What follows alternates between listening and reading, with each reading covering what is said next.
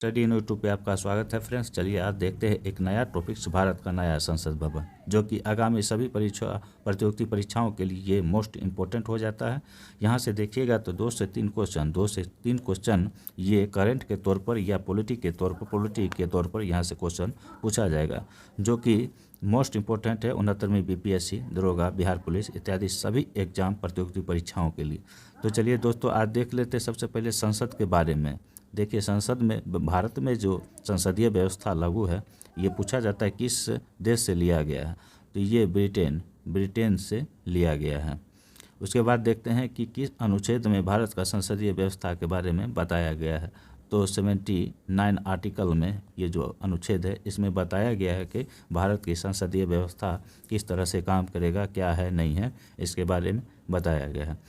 उसके बाद देखते हैं भारत का संसदीय व्यवस्था में जो मूल रूप से इम्पोर्टेंट है, जैसे कि लोकसभा, राज्यसभा और राष्ट्रपति, इन तीनों का जो विभिन्न काम है इसके बारे में तो जान लेते हैं। चलिए देखते हैं सबसे पहले लोकसभा में देखिए लोकसभा है, ये आर्टिकल 81 में ये लोकसभा के बारे में बताया गया है कि यह क्या है, नहीं है, किस तरह से काम करेगा। तो ये देखिए लोकसभा जो है ये निम्न सदन है। उसके बाद देखते हैं राज्यसभा, तो राज्यसभा जो है ये 80 में बताया गया है, आर्टिकल 81 में बताया गया। और ये देखिए उच्च सदन है, ठीक है। उसके बाद देख लेते हैं ये जो लोकसभा राज्यसभा को जो आहूत करता है, संसद के सन को बुलाता है, कौन बुलाता है, तो ये हमारे राष्ट्रपति बुलाते हैं। और इनका उल्लेख 52 अनुच्छेद में वर्णित है। अब इतना जान गए कि क्या है नहीं है। चलिए अब आगे बढ़ते हैं। अब देखते हैं कि पुराने संसद का निर्माण कब हुआ, क्या प्रक्रिया था, कब बन के तैयार हुआ, कितना समय लगा। तो सबसे पहले ये देख लेते हैं ये इसका निर्माण कब हुआ। तो देखिए 12 फरवरी 1921 को ये बनकर इसका निर्माण हुआ।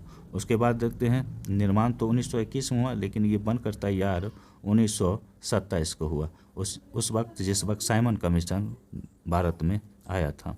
अब देख लेते हैं कितना समय लगा। तो 6 वर्ष इसमें बनने में समय लगा।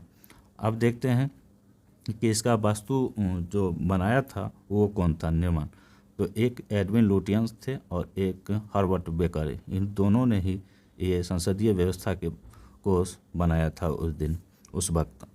अब देखते हैं इसमें कुल लागत कितना लगा, तो 83 लाख रुपया इसमें कुल लागत था। एक फ्रेंच भाषा के से थे। अब देख लेते हैं संसद के कितने अंग होते हैं। तो संसद के देखिए 3 अंग होते हैं। कितने सदन होते हैं, तो 2 सदन होते हैं, लोकसभा और राज्यसभा। अब ये जान गए संसद के बारे में और पुराने संसद के बारे में, गठन कब हुआ, क्या हुआ, नहीं हुआ। अब देख लेते हैं नए संसद के बारे में। तो नए संसद के भवन के बारे में आधारशिला कब और किसने रखा, तो 10 दिसंबर 2020 को प्रधानमंत्री मोदी ने इस नए संसद भवन का आधारशिला रखे थे। अब आगे बढ़ते हैं और देख लेते हैं कि उद्घाटन कब हुआ। तो 28 मई 2023 को प्रधानमंत्री मोदी और ओम बिरला संयुक्त ने इसका उद्घाटन किया था। उद्घाटन के समय में पूछा जाता है कितने रुपए का सिक्का जारी किया था। तो देखिए 75 रुपये का सिक्का और डाक टिकट ये देखिए जारी किया था। मोस्ट इम्पोर्टेंट क्वेश्चन हो जाता है, क्वेश्चन पूछेगा ही। अब देख लें कुल लागत कितना लगा था, तो 20,000 करोड़ रुपए कुल लागत लगा था, जबकि प्रस्तावित लागत 971 करोड़ रुपया था। अब आगे बढ़ते हैं और देख लेते हैं कि इस राज्य के द्वारा डिजाइन किया गया था। ये HCP गुजरात के द्वारा इसका डिजाइन किया गया था। और पूछा जाता है एक क्वेश्चन, किस प्रोजेक्ट के तहत ये बना था, तो सेंट्रल विस्टा, देखिए सेंट्रल विस्टा प्रोजेक्ट के द्वारा इसे बनाया गया था। अब देखते हैं किसने बनाया, इसका डिजाइन किसने किया, आर्किटेक्चर कौन था। ये क्वेश्चन मोस्ट इम्पोर्टेंट है। ये देखिए विमल पटेल के द्वारा डिजाइन किया गया था। अब एक और क्वेश्चन पूछता है किस कंपनी के द्वारा इसका निर्माण किया गया, तो ये देखिए टाटा प्रोजेक्ट लिमिटेड के द्वारा इसका कंपनी का निर्माण किया गया था। एक क्वेश्चन पूछ लेता है फिर कि कितने मंजिल है और कितना स्क्वायर क्षेत्रफल में ये बना था। तो 4 मंजिला मंजिल है, 64,500 वर्ग स्क्वायर किलोमीटर में ये बना था। देख लीजिए, ये लोकसभा, ये राज्यसभा है। अब आगे बढ़ते हैं और देखते हैं बैठने की व्यवस्था क्या है। तो देखिए, लोकसभा में 888 है और राज्यसभा में 384 सदस्य को बैठने की व्यवस्था है। इसी तरह अगर देखिए राज्यसभा में अभी 245 सीटें हैं, वही अगर नए संसद भवन की बात करें तो इसमें निचले सदन यानी कि लोकसभा में 888 सदस्य है और उच्च सदन जैसे कि राज्यसभा 384 सदस्य की बैठने की व्यवस्था की गई है। इसके अलावा अगर संयुक्त अधिवेशन होता है तो 1272 सदस्य बैठने की व्यवस्था किया गया है। इसमें कोई सेंट्रल हॉल नहीं है।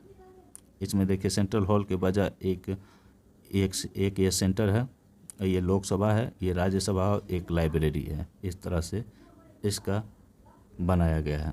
आगे देखते हैं, संयुक्त अधिवेशन जब भी बुलाया जाएगा लोकसभा चैम्बर में बुलाया जाएगा, क्योंकि लोकसभा और राज्यसभा दोनों संयुक्त अधिवेशन एक साथ होगा, जिसमें अगर एक साथ होता है तो 1272 लोगों को चैम्बर में बुलाया जाए। जैसे देखिए लोकसभा और ये राज्यसभा है, इन दोनों के एक बटा हुआ 3 सीट है। अगर इस दोनों को एक साथ बुलाया जाता है तो 1272 सीट होगा।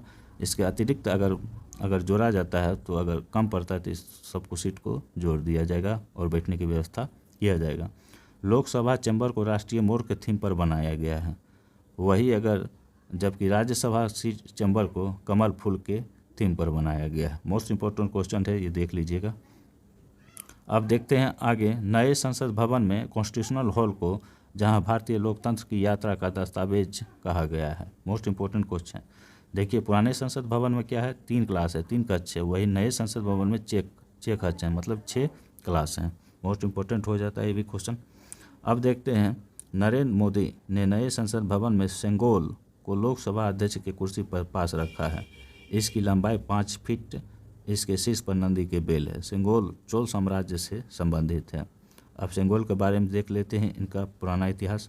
लॉर्ड माउंटबेटन ने आज़ादी के समय भारत में प्रथम प्रधानमंत्री जवाहरलाल नेहरू को यह सौंपा था सेंगोल। इसके बाद इसे सेंगोल को इलाहाबाद म्यूजियम में रखा गया। सेंगोल